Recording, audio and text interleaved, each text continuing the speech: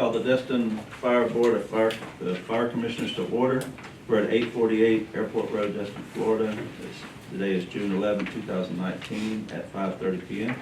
This meeting is open to the public, and the floor is currently now open for public comment. Seeing none, I will close the floor to public comment and the review of the minutes, regular meeting, May 14, 2019. Make a motion to approve the minutes of May 14, 2019. Second. All right, any changes or updates? Seeing none, call for a vote. Unanimous for. I'll make a note too that Commissioner Buckingham is kind of excused absence. All right. Oh, and the chief as well. Both out of town. All right, review of the financial report, May 31st, 2019. The financial report before you ends the 8th month of our current fiscal year. As you can see, looking at our current assets, our checking accounts where we pay all of our bills from is at our low point. So as of today, I actually processed a transfer from the day-to-day investment fund. Accounts receivable are high. This is due to the timing of the year. There's almost $200,000, which is about 90% due from the TDD. And then the rest is split between reinspection fees due from prior employees and due for the junior lifeguard program. Payables and fund balances have been adjusted for the month are all in line. As far as the revenue over expenditures versus budget, there's only a couple items to mention. Expenditures are within the normal monthly budget that we tend to see each month. However, there are a couple year-end adjustments which will need to be made for a couple items that have occurred. Boat 9 has needed some repairs, or the boat lift has needed some repairs over the last month. We're going to need to make an adjustment to that. And CPR supplies, with a new medical division chief, he's revamping the program and has evaluated our supplies and has needed to purchase some additional items. So we'll need to make an adjustment of that for the end of the year. These items all will be reclassified from savings from another item. Expenditures are expected to come in under budget for the year, and the majority of this is due to not having 3 employees that we had, additional employees we had expected at this time, so all costs associated with that. So if there's any questions. Hey, Catherine, on the ad valorem taxes line, it's getting a little late in the year to get ad valorem taxes in. Is that They normal what we're continue, looking at? it is normal. Yeah, They will continue to trickle in through the end of the Okay. year. So it's not a pending shortfall that we're worried about? No. Okay.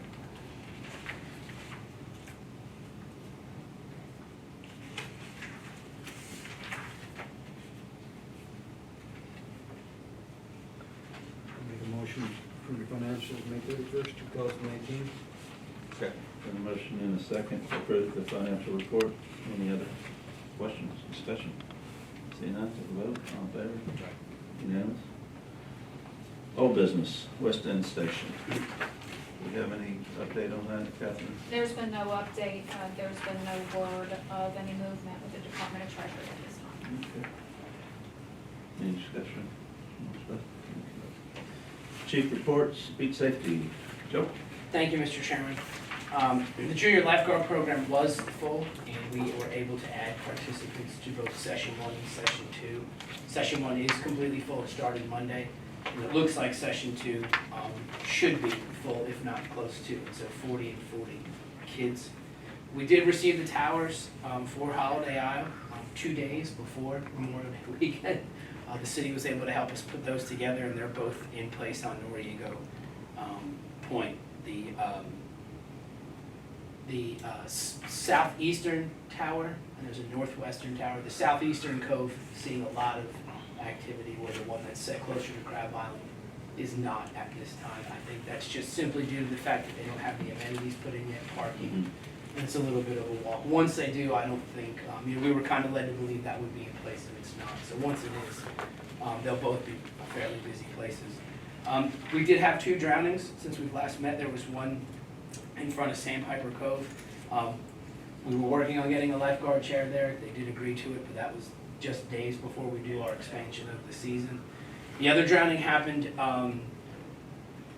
on the county line, and by no means am I assigning blame to another county or another entity, but I do believe that person was staying in Walton County, entered the Walton County, and then was found in Okaloosa County. Our lifeguard is not 100 feet from that county line at Captain Dave's, so that person, I'm fairly certain, was staying not in Okaloosa.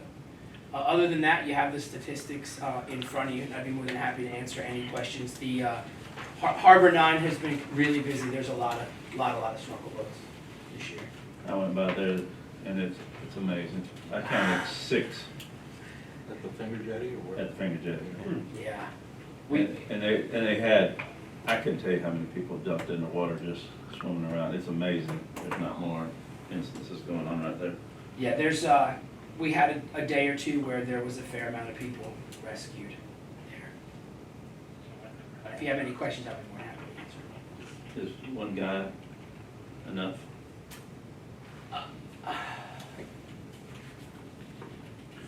No. Not really. We would be better off with 2 there. It's gonna, a lot of times that jet ski is being called to do other things, and then all of a sudden, they're doing something, and it may not be even that eventful, but then we leave our guard down there. So I think at some point with the increase, there's one business there that's gone from 2 boats to, I think, and I met with them, so I just can't remember correctly, they started with 2, and I think they're up to 8, and that's just one business. So if we keep that going, that trend, then we're for sure gonna need 2 people there. And just to let you guys know, I talked to the chief last week, and I don't know if you had an opportunity with his schedule to talk to you about how we can, let people know that there is a danger there. And I thought about this, because I went by on my wave runner, and I just sat there and watched, and I said, do I know if there's a lifeguard in that tower? When I went by. Without looking at my watch, I know about what time they're supposed to be there, but how would I know when that lifeguard is in that tower if I was at one end of the beach? And I got to thinking, on the beach, if we got a bad day, we got red flag, we got yellow flag, and green flag, it's good. Maybe we could do the same on the beach, because we use a flag system that everybody recognizes. Red's bad, yellow's hazardous, and green is good. And I was thinking about relationship to the tide, because I know we don't have rip current and all that kind of stuff. The tide is the issue. Incoming tide, hey man, we're good. Everybody wants to be there. It's really not going to be a danger to people. So that's a green. Lax tide, where it's about to change, yellow. Red, it's hauling butt out. That's just something that I was kicking around with the chief. Maybe we can start looking at how we can help people. Because if the guy's not in the tower, just like out on the beach, there's no flag up. If there's flags up, we're in business. Yeah. So I'm just trying to figure out, I was I'm commissioner, and I kind of know when they're supposed to be there, but if I was at one end of the beach and something happened, I ran all over that tower, and it's 8 o'clock in the morning, they're not there, and I'm like, oh crap, I just wasted running all over the beach to get help. But if I saw a flag, I know they're there. Then I'll go or make some call, whatever. So I was just thinking. Yeah, it's kicking it certainly, around. it's certainly something we could look into, absolutely, for sure. Because I know on the other towers too, they flip down that says no lifeguard on duty. And I was gonna say that our tower there does say that, so it has 3 sides. Actually, I think on that tower, if I'm not mistaken, it's 4 sides, and there's no on the window. Yeah. So when they have all 4 windows open, and then underneath that, it says lifeguard on duty. When it's shut, it would read no lifeguard on duty while it's open. But It these are says different towers. lifeguard on duty. They don't have that, right? The one at East Jetty does. Oh, okay. At the East Pass does. The Harbor 9 does that. But with something we can look into, I would just maybe we can start at first with just identifying it on Facebook what the tides are. I just feel sometimes that the public gets overwhelmed with flag colors, and I hate to confuse them when it's hours of red here in the past, but hours of yellow on the beach. Our visitors get, I mean, a lot of our visitors don't even know they're staying in Walton Yeah. County compared to Okaloosa County. Well, I was just It's not thinking their how fault. we can identify, because there's people Yeah. that park at that access, at Osteen access and walk. They ain't got a clue, to be honest with you, they don't got a clue when tide's coming and going out or it's like. Sure, yeah, it's something I'd be more than happy to. So it's just, I'm just kicking it around. A lot of Maybe. times they don't care. Yeah, sometimes They can- Yeah, But I was like, how can we can help? yeah. That's all. When we have new businesses come to town, we get an impact fee because they're placing more demand on our fire, principally our fire guys. When we have more businesses that are waterborne come to town, do we have the capability to levy an impact fee? Should. I have to research that. Don't know the answer to I that. get a lot of shrugs over there. Yeah. I don't know that. I don't know if anybody's barked up that tree No, but you before. triggered the point that, you know, when you take a snorkel boat, you take your business from 2 to 6. Mhm. That has a big impact on us. Mhm. And it would seem reasonable to levy an impact fee in some fashion for the number of boats on the water, the number of pontoons, something. I'm not a big fan of taxing commercial enterprises, but to the extent that they're putting people in harm's way, including our guys on the water, then that'll be cognizant of it, I think. Well, that's not counting the people that the Emerald Grand brings over and puts on there. I just saw 6 boats there with probably 30 people per boat dumped in the water, snorkeling around, and I was blown away how many people was in the water at one time. How can they count their heads, you know? It's a lot. And know that they're up from their boat. It's just mind-boggling to me. So, just thought, Do we have much issue with boat traffic over by the East Jetty? I mean, I don't go that way, I go on the Do you west side mean of like the pass, but- non-commercial entities going there to recreate? No, I mean, if you follow the markers, they take you over pretty near the East Jetty. I don't follow the markers, I follow the big giant, so. I wouldn't say that we'd have that much, Okay. no, no. Okay. but there's nothing saying that you can't go right by that finger Oh, no, jetty. you can, sure. Yeah, You know what I'm saying? Yeah. Because absolutely. I was looking, because I was in my jet ski, and I was looking, I was like, well, my wave running. I was looking around, I was like, there's nothing that says I can't go right next to That's that, right, yeah. except common sense. Right. It's a you dying know? art. When you're It's just an reading- accident waiting to happen, I think. When you're reading 4 feet on your bottom machine, that dark blue water looks really good. Okay. Well, thanks, Joe. Anything else? Anything else for anybody? Okay. Training report. You want to cover that? the training? Training reports before you, there's 37 hours in the month split between tactics and strategy, more medical training, some more of the technical rescue training under company training, confined rescue and trench rescue occurred during this month, and some training with Destin water users on a new hydrant system was shared also between the shifts. I think the newspaper reported the trench rescue in the day. Yeah. Destin logging, I thought that was real interesting. Good training. Inspection report? Thank you, Mr. Chairman. You have my report in front of you. Just let you know the ad broke ground on the vintage over there, so they got all that cleared off, and they had set up an incinerator and was doing incinerator burns to burn it all. I think they are done with that, completed now, so they will start doing the underground work in there, so that project is moving forward. Haven't heard any major projects coming forward in the future yet. We do have a TRC meeting with the city coming up next month with a couple projects, so that's when I can let you know a little bit more about them after that meeting. Are we still on hold on that, Elementary school one? right by the school? Was it- Yeah, last I heard, it's dead. It's dead. That was the last word I'd got. Okay. That was the assisted living, Yes. right? Okay. Yes, the legacy lifestyles. Right. You have any questions? Okay, overtime report. Overtime report, shows, it's about 10 full shifts of overtime and then a few small shifts. The driving force for this month starts with 3 individuals who are on extended leave of some sort, which reduces the number available to take off. It is higher than what we've seen, however, we're still controlling the best that we can. And of the increase of 24,000 over last year, please take into consideration that 8,000 of that, so 1/3 of that was due to Hurricane Michael.